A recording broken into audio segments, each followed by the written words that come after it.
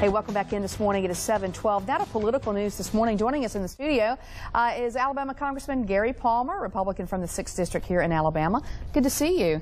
Morning, Janice. How did you manage to get out of Washington? I know there's a lot going on there. And they let us out every once in a while. So I know you're in town this week. And we try to be 3 weeks in D.C. and a week back in the district. And sometimes my district weeks are so busy I have to go back to Washington to get some rest. Well, we appreciate you coming by here this morning, and we were watching the news together about what's going on in Texas, and I know you have some colleagues now in Congress who have family and they live there. The governor has declared a state of emergency there. Really, we hear that all the time, but what kind of difference can that make as we look at some of the live pictures coming out of there, which are just incredible? Yeah, I was watching your reporting on it this morning. It makes a big difference. It allows the federal government to get involved and get aid to that area of the state, get help in there immediately. And I was thinking about some of my colleagues out there and just trying to imagine what they're trying to deal with this morning. Sadly, we know this all too well from tornadoes in our state when it's happened, but watching this with the flooding, it's just something about the flooding because it's so unpredictable. Right, and they've had tornadoes as well, and loss of life. All right, we continue to pray for those folks. Obviously, this morning we'll follow that throughout the morning, but let's talk some politics today. And I know one of the things that you've been talking about, and I don't know if we have enough time for you to explain, but the Export-Import Bank, now that's the official export credit agency of the U.S. We don't talk about that a lot, but you've been talking about it. Explain to our viewers what that means. Well, it's a program set up by the federal government that basically allows the federal government, i.e. the taxpayers, to underwrite big loans to major corporations. It's really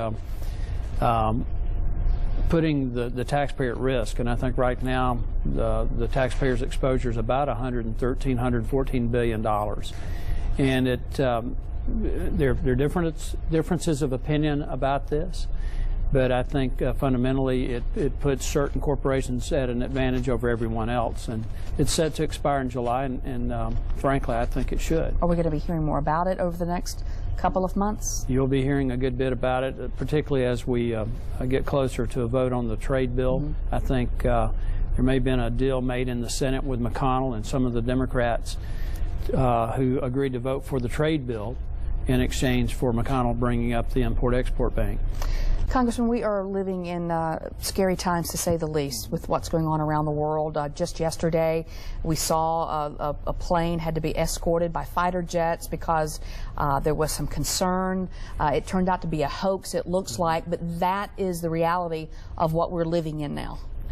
Well, in Washington on Sunday evening, there was a car parked that had a pressure cooker in the back, and if you recall, that was the device used for the bombing at the Boston Marathon, and they broke out the window of the car, took the pressure cooker out, and destroyed it. We're highly sensitive to a potential attack. I think our law enforcement and our intelligence do a good job.